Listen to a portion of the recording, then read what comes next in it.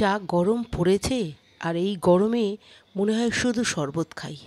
আজ আমি আখের গুড়ের আর তুলসী পাতা আর গন্ধরাজ লেবুর একটা দারুণ শরবত বানাবো।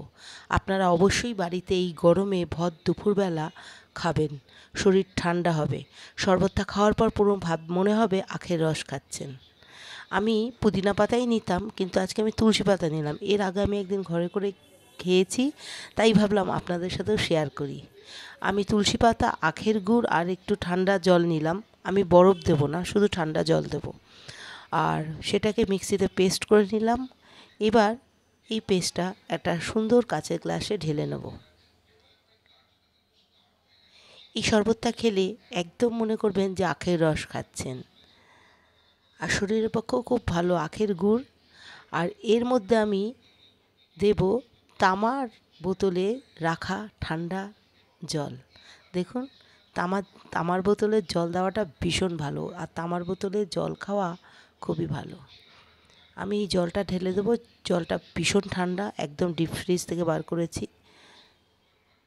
তারপরে এই জলের মধ্যে আমি দিয়ে দেবো গন্ধরাজ লেবু।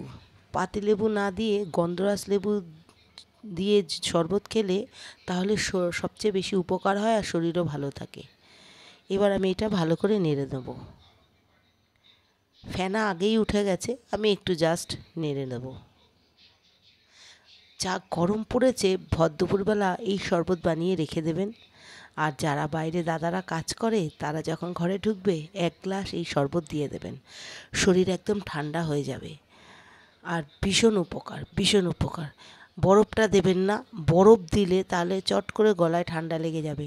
ঠান্ডা জল দিয়েই করবেন।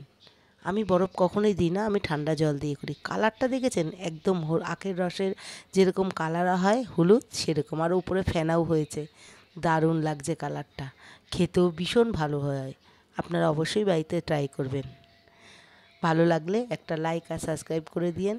আমরাও খাই, আপনারা অবশ্য বানিয়ে কালকে থেকেই শুরু করে দেন, কেননা আমাদের এই কলকাতায় এখন 43 চলছে, বৃষ্টি হওয়ার কোনো সম্ভাবনা নেই।